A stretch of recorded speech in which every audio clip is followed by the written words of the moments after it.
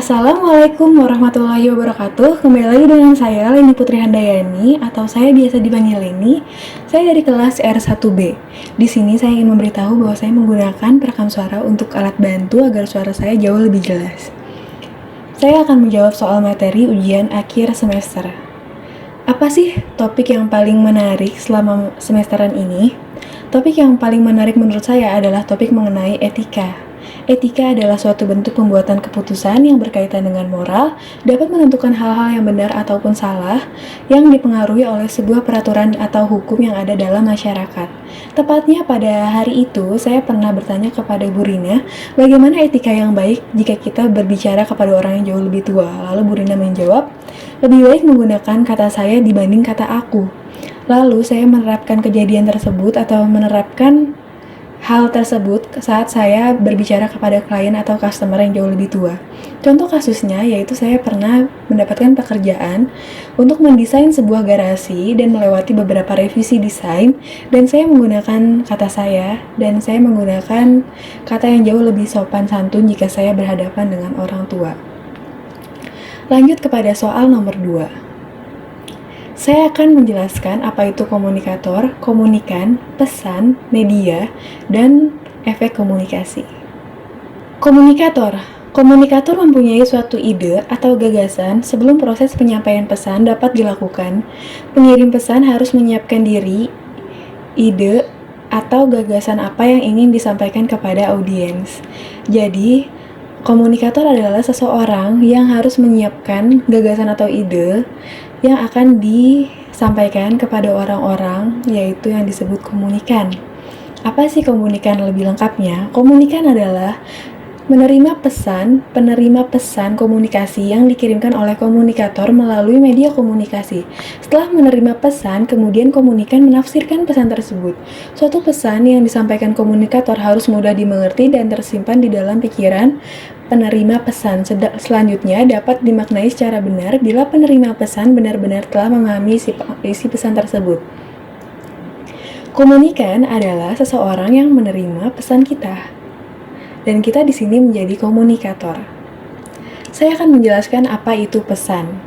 Komunikator harus mengubah ide menjadi suatu pesan dalam suatu proses komunikasi agar dapat dimengerti atau diterima dengan baik, walaupun pada dasarnya tidak semua ide dapat diterima atau dimengerti dengan sempurna. Walaupun pesan berbeda-beda dengan pandangan orang lain, tetapi kita harus menyampaikan pesan tersebut dengan semaksimal mungkin agar masyarakat jauh lebih dapat mengerti dengan mudah. Media. Setelah komunikator mengubah ide menjadi suatu pesan, berikutnya memindahkan atau mentransmisikan pesan melalui berbagai saluran yang ada kepada penerima pesan. Panjang pendeknya saluran komunikasi yang digunakan akan berpengaruh terhadap proses transmisi pesan. Media ini berupa media cetak, media digital, ataupun banyak lainnya. Dan saya akan menjelaskan efek komunikasi.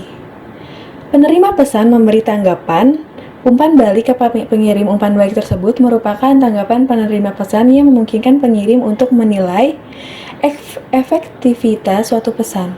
Setelah menerima pesan, komunikan akan memberi tanggapan dengan cara tertentu yang memberi sinyal terhadap pengirim pesan. Jadi efek komunikasi ini lebih tepatnya yaitu setelah kita menyampaikan pesan tersebut melalui media, apakah efek komunikasi tersebut? Apakah dia akan bertepuk tangan? Apakah dia akan tersenyum saja? Seperti itulah dalam gambaran efek komunikasi. Lalu di sini saya ingin menjelaskan hambatan komunikasi. Dalam berkomunikasi adalah gangguan. Gangguan itu segala sesuatu yang mengganggu kelancaran komunikasi serta akan menghambat kelancaran pengiriman dan penerimaan pesan. Nah, sifat hambatan ini memiliki dua, hambatan objektif dan subjektif. Hambatan objektif adalah hambatan terhadap proses komunikasi yang tidak sengaja dibuat oleh pihak lain, tetapi lebih disebabkan oleh keadaan yang tidak menguntungkan, seperti cuaca, berada di tempat keramaian, waktu yang tidak tepat, penggunaan media yang tidak tepat, atau tidak adanya chemistry antara komunikator dan komunikan. Lalu hambatan subjektif. Hambatan yang disengaja dibuat orang lain sebagai upaya penentangan, seperti pertentangan kepentingan, prasangka tamak, iri hati, apatisme, dan mencomokohkan komunikasi. Pada semester ini, hambatan komunikasi antara lainnya seperti noise. Karena kita terkadang menggunakan media Zoom atau media Google Meet, dan noise ini sering sekali datang. Jadi gangguan mekanik sih lebihnya, seperti mechanical atau canal noise, yaitu gangguan disebabkan saluran komunikasi atau kegaduhan yang bersifat fisik. Lalu yang berhambat lagi seperti kepentingan interest. Interest akan membuat seseorang selektif dalam menanggapi atau menghayati suatu pesan. Orang yang memperhatikan perangsang yang ada kaitannya dengan kepentingannya yang juga membentukkan daya tanggap, perasaan, pikiran, dan tingkah laku yang akan merupakan sikap reaktif terhadap segala perangsang yang ada yang bersesuaian atau bertentangan dengan suatu kepentingan. Seperti hal yang terjadi dalam kita, bahwa kita sering sekali jarang bertemu secara fisik, kita hanya menggunakan secara Zoom dan bertatapan di media sosial seperti itu membuat interest mahasiswanya berkurang. Kalau menurut saya sendiri pun mengalaminya. Jadi saat kita ingin bertemu, kita harus menggunakan kuota yang lebih banyak. Dan jika tidak ada wifi, kita harus membeli kuota yang jauh lebih banyak. Lalu, pesan bisa saja tidak tersampaikan dikarenakan adanya hambatan pada eksternal. Jadi ada hambatan internal dan eksternal. Kalau internal ini manusianya tersendiri, dan kalau eksternal ini berasal dari dua luar individu. Dan jika menurut saya semester ini, hambatan yang terjadi adalah hambatan eksternal, yaitu berhubungan dengan lingkungan fisik seperti tadi, kegaduhan, dan lingkungan sosial budaya. Itu sepertinya tidak terlalu. Seperti suara gaduh dari lingkungan sekitar dapat menyebabkan komunikasi tidak berjalan lancar, perbedaan latar belakang sosial budaya yang dapat menyebabkan salah pengertian. Menurut saya eksternal di sini adalah seperti bunyi kegaduhan dan bunyi lingkungan yang tidak yang kadang terlalu berisik. Pada nomor 4, saya ingin menjelaskan gambar komik strip yang saya buat. Ini sepertinya kalau menurut saya ini berhubungan dengan komunikasi massa, yaitu kita berkomunikasi kepada komunikatornya itu saya, dan komunikannya adalah guru, dosen, ataupun teman-teman kelas saya. Dan kenapa saya sebut komunikasi massa? Sebelumnya komunikasi massa adalah suatu proses dalam mana komunikator menggunakan media untuk menyebarkan pesan-pesan secara luas dan secara terus-menerus menciptakan makna-makna yang diharapkan dapat mempengaruhi khalayak secara besar dan berbeda-beda dengan melalui berbagai cara.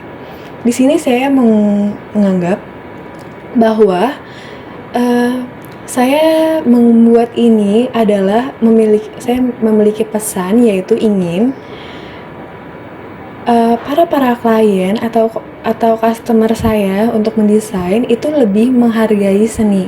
Jadi sebelum memasuki ke tahap gambar ini, saya ingin menjelaskan dulu apa itu pesannya. Pesannya, saya ingin bahwa customer dan klien saya lebih menghargai apa itu desain. Karena desain dibuat oleh ide, waktu yang tidak sedikit, pembelajaran materi yang butuh waktu. Jadi menurut saya itu sangat patut dihargai, karena materi yang di sini saya hadapi adalah, yaitu saya ambil berita dari liputan6.com dari Jakarta. Postingan seorang desainer menjadi heboh karena ada seorang calon klien yang minta desain spanduk brosur. Masalahnya adalah harganya hanya 5.000. Jadi saya sangat merugikan ini, karena bahwa desain itu harus dihargai secara baik. Kenapa saya memilih menggunakan komik strip? Karena menurut saya komik strip ini adalah media yang sangat mudah diterima di masyarakat dengan gambarnya yang colorful, dan saya menggunakan dua karakter perempuan sebagai desainernya dan laki-laki sebagai komunikannya di sini di gambar saya. Dan saya ingin menyampaikan pesan seperti yang tadi saya sudah sebutkan. Dan kenapa saya memilih komik strip? Karena menurut saya komik strip ini sangat mudah untuk diterima di masyarakat, dan orang banyak yang suka komik strip, jadi ini sangat mudah untuk menyebarluaskan. Itu saja pendapat dari saya. Jika ada salah, mohon dimaafkan. Wassalamualaikum warahmatullahi wabarakatuh. Terima kasih.